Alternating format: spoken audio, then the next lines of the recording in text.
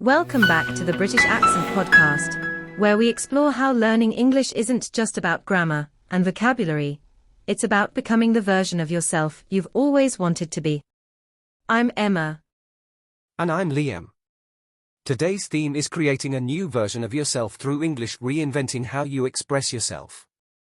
And honestly, I think this is one of the most fascinating parts of learning a language. It's not just a skill, it's an identity shift. Yes. And it's something not many people talk about. When you learn English, you don't just translate who you already are, you get to explore who else you could become. A more confident version. A more outspoken version. A version of you that maybe didn't feel safe or possible before. Right, and for a lot of people, English gives them emotional distance at first. It feels like, this isn't the real me, so they take more risks. Say things they wouldn't normally say in their native language. And little by little, that experimental self becomes the real self. That's the beauty of it. You're not pretending. You're discovering. Like, maybe in your first language you've always been the quiet one. But in English, you start cracking jokes. You start joining conversations, leading group chats, even expressing emotions you couldn't quite find words for before. Exactly. Because language shapes thought. And when you get comfortable in English, your thought patterns evolve.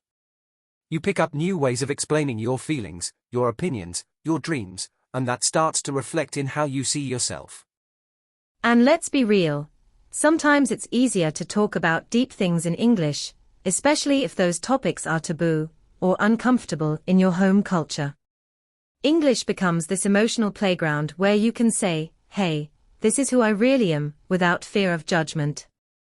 I love that. I've met learners who said they found their true personality through English. That it gave them the tools, and sometimes the courage, to express things they didn't even realize were inside them. That's powerful. Because language isn't just communication, it's creation. And when you speak in a new language, you create a new way of being in the world. You choose your tone. You build your story. You get to write a new narrative about who you are. And what's even more exciting is that it doesn't matter where you start. Even if your English is basic, even if you're just learning how to introduce yourself, you're already stepping into that transformation. Every sentence you practice is like a brick in this new version of you. Yes. And people often think, well, I'll be more confident when I'm fluent, but it's actually the practice that builds confidence, not just the fluency. When you dare to speak up, even with mistakes, you're proving to yourself, I'm someone who takes space. I'm someone who tries. And over time, that becomes who you are, not just in English, but in life. You stop second-guessing yourself so much. You start to trust your ideas. You walk into rooms with a little more presence. That kind of personal growth sticks with you, even outside of language learning. And one of my favorite things is how your voice literally changes. The way you speak, the rhythm, the tone, it evolves. You might find yourself sounding calmer, stronger, more articulate. It's not just pronunciation, it's self-awareness. It's expression with intention. Absolutely. And it opens up space for playfulness too. Some learners discover they have a great sense of humor in English, or that they are really persuasive, or that they are actually quite poetic. These parts of themselves were always there, they just needed a different language to come out. And don't underestimate the emotional growth that happens too. Learning English teaches you patience, resilience, humility, and pride. It teaches you how to bounce back from awkward moments. How to keep showing up even when it feels scary or frustrating. That emotional toughness becomes part of your personality. You start to carry yourself differently. You know what it's like to face discomfort and still move forward. That changes you on a deep level, and it shows in how you carry yourself in every area of life. And the coolest part is that it's never too late to reinvent yourself. Whether you're learning English at 16 or 60, that door to transformation is always open. English doesn't ask who you were yesterday. It gives you permission to choose who you want to be today. And honestly, I think that's why so many people fall in love with the process. Not because it's easy, but because it's personal. You start to realize, wait, I'm not just learning English. I'm learning to speak up. I'm learning to show the world a version of me I've been hiding. Exactly. It's like giving yourself permission to reset. You get to say, I want to be more outgoing, or I want to express myself more clearly, and English becomes the tool that helps you practice that every single day. And it shows up in small moments too. Like the first time you introduce yourself without freezing up. Or when someone laughs at your joke in English and you think, whoa, I just made someone laugh in another language. Those little victories add up. Or when you watch a movie without subtitles and realize you get it. Or you leave a voice message in English and don't re-record it 20 times. That's when you start to notice, you've changed. You're becoming someone more comfortable in your skin. And I love that you used the word becoming, because it really is a journey. You don't wake up one day fluent and transformed. You build it in layers. You chip away at fear. You stack confidence brick by brick. It's slow, but it's real. And that's why this kind of reinvention through English feels so authentic. It's not fake confidence. It's not an act. It's earned.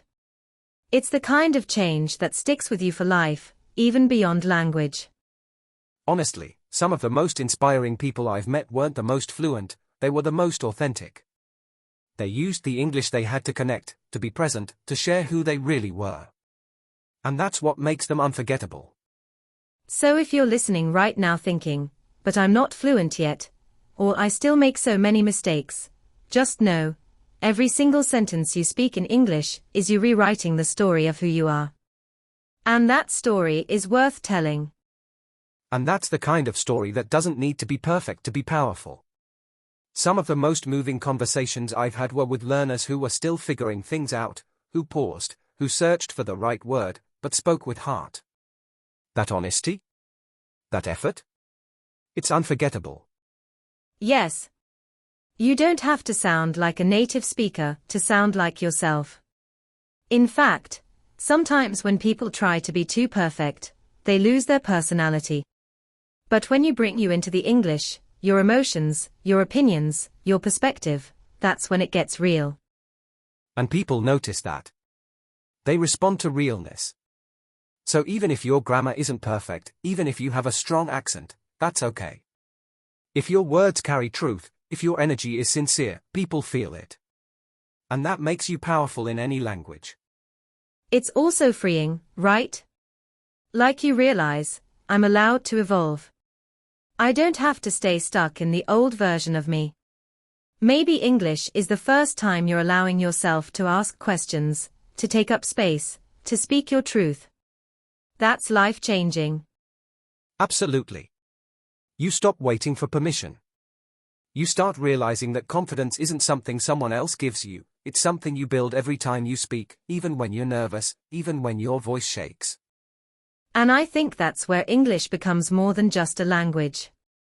It becomes a mirror. You start seeing parts of yourself you didn't know were there. The brave parts. The funny parts. The curious parts. The version of you that's been waiting to come out. And once you meet that version of yourself, there's no going back. You don't want to shrink again. You want to keep growing, keep expanding, keep becoming. English is just the beginning, but it's a powerful beginning. And you don't have to do it all at once. You don't need a perfect plan. You just need the next step. Maybe it's sending that message in English. Or joining that group. Or finally recording yourself speaking. Whatever it is, take that step. Because every step you take reshapes you. And don't underestimate how those small steps add up. The first time you introduce yourself, the first time you join a video call, the first time you speak up in a group chat, it might feel scary, but those are the moments when you're quietly rewriting your identity. And they create momentum.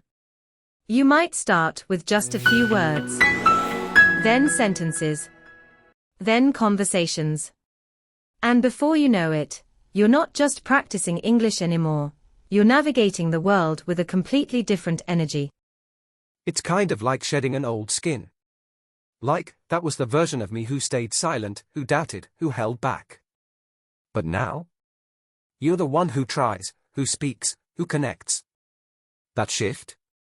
That's where the real growth happens.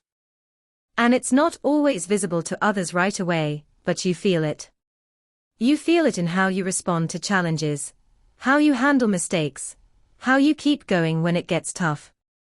That resilience becomes part of your identity. And I think a lot of learners don't realize just how much strength it takes to communicate in another language. It's vulnerable. It's brave. It requires so much mental and emotional energy. But you do it anyway. That makes you stronger than you think. And that strength doesn't disappear when you log off or finish a lesson. It follows you into job interviews, relationships, travel, and self-talk. You become someone who's used to showing up, even when it's uncomfortable. Exactly. That's the part of language learning people don't talk about enough. It's not just about speaking better. It's about being better, bolder, more intentional, more open. English becomes the path you walk to discover who you really are. So if you ever feel stuck, or like progress is too slow, remember this. Every word you learn, every risk you take, every time you try, that's transformation in motion. It's not about reaching some final version of yourself. It's about becoming, over and over again. And becoming is such a powerful word. Because it means you're not finished. You're in motion. You're allowed to grow, to shift, to evolve. Learning English just gives you a new stage to explore more sides of yourself. Yes, and you'll notice it even in unexpected ways. Maybe you become more patient, because you've had to repeat yourself and listen carefully. Or more courageous, because you've had to speak up when you weren't sure. Or even more empathetic, because now you know what it feels like to not be understood. And all of that feeds into who you are. The language is the tool, but the real lesson is in what you learn about your character. Your resilience. Your desire to connect. Your willingness to be seen. You become someone who says, I may not be fluent, but I'm here. I'm participating. I'm showing up. And that sends a powerful message, not just to others, but to yourself. It's you saying, I matter. My voice matters. Even in a new language. And with each new conversation, each awkward moment you push through, each sentence you build, you reinforce that belief. That you are capable of so much more than you thought. Honestly, it's inspiring. Because it reminds all of us, native speakers too, that communication isn't about perfection. It's about courage.